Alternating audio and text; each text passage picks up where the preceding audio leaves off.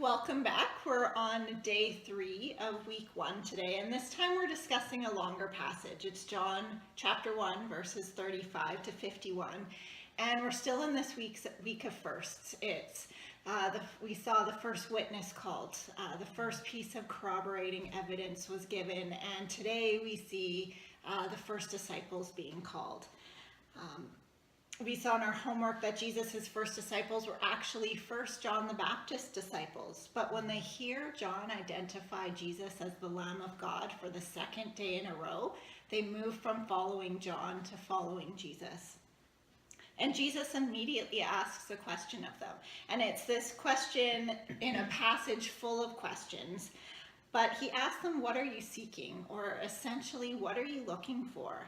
And I love that these are Jesus's first words that we hear in this gospel.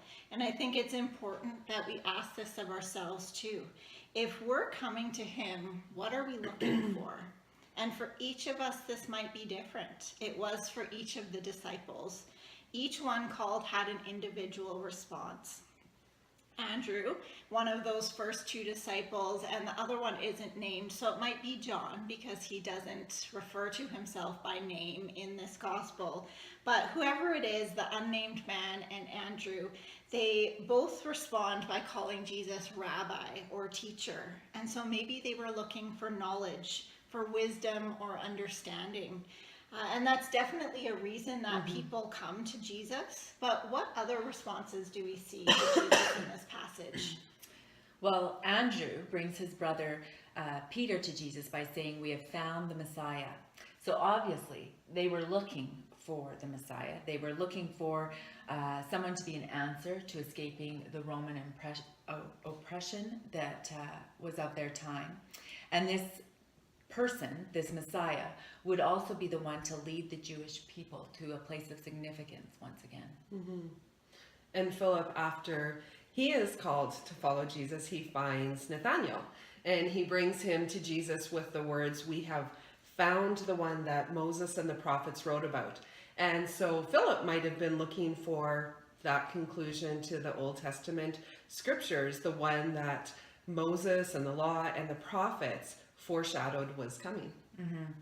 I think it's funny how in the homework we saw that when Philip finds Nathanael, he says regarding the one that was to come from Nazareth, and Nathanael responds by saying, "What good can come from Nazareth?" Clearly it wasn't the social hub and cultural hub of the day. Yeah. No, and Nathanael's reaction when Jesus sees Nathanael coming towards him and he says, "Behold, this is an Israelite indeed, in whom there is no deceit." And Nathanael's like, "How do you know me?" And Jesus says, "Before Philip called you, I saw you sitting under that fig tree." And Nathanael is just floored, and he says, "Surely you are the Son of God. You are the King of Israel." And so that shows us that maybe Nathanael was looking for a king.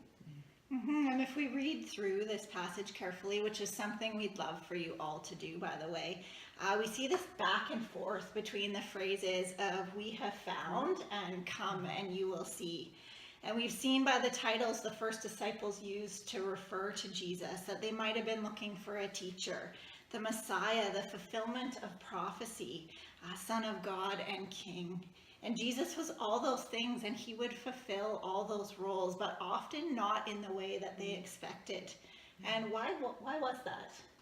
I think in part it might have been to challenge the preconceived ideas that they might have had behind these words themselves, because it's clear that they didn't fully understand what they had found when they came to Jesus. But I love how they came anyway. They came imperfectly and with incomplete knowledge, just as they were. And that's how all of us have to come to Jesus. Definitely. And Jesus goes on, he tells Nathanael that if the fact that he saw him sitting under the fig tree before they met is mind-blowing, just wait, because you haven't even begun to see what's coming.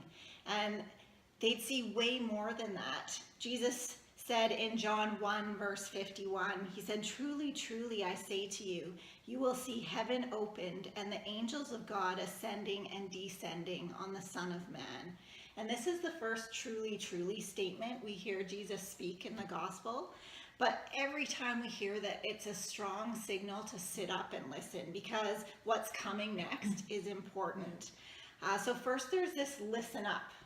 And then Jesus tells them they'll see heaven opened and angels ascending and descending on the Son of Man. And we might hear it it might sound a little bit confusing to us. We might not hear it as clearly as the listeners in Jesus's day would. But Jesus is pointing them to two hugely important things in the Old Testament. Yeah, the first one is the title, Son of Man. And Jesus is claiming this for himself. In Daniel 7, 13 to 14, we read, "Behold, with the clouds of heaven there came one like a son of man, and he came to the Ancient of Days, and was presented before him. And to him was given dominion and glory and a kingdom, that all peoples, nations, and languages should serve him. His dominion is an everlasting dominion, which shall not pass away, and his kingdom one that shall not be destroyed." So Jesus is just made a huge claim by saying that he is the Son of Man, the Son of Man that we just read about in Daniel 7. But he's even saying more than that.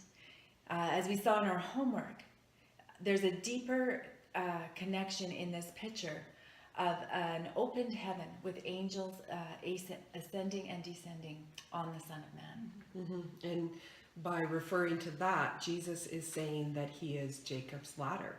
And that's from Genesis 28, when Jacob is fleeing from his brother, his family essentially, because he stole his brother's birthright, and obviously his brother's pretty upset about it. So Jacob is running literally for his life, and as he's out in the wilderness, he goes down to sleep at night, has a stone for his pillow, he starts to dream.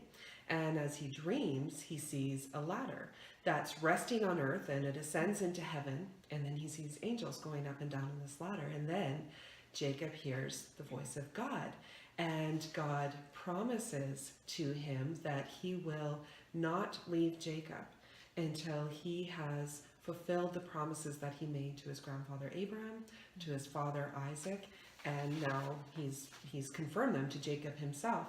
And Jacob, he wakes up and he says, "How awesome is this place?" He says, "Surely this is the house of God, and this is the gate of heaven."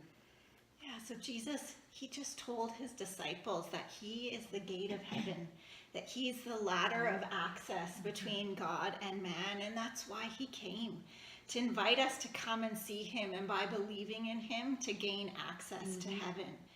We've just finished the first chapter of John, and already it's obvious that Jesus was clear in who he claimed to be right from the start of his ministry.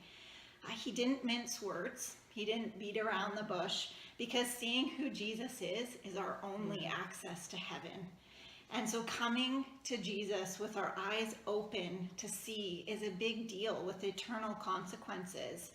And so we hope that you'll stick with us through this 9-week study as we follow the truth claims of Jesus and discover who he really is.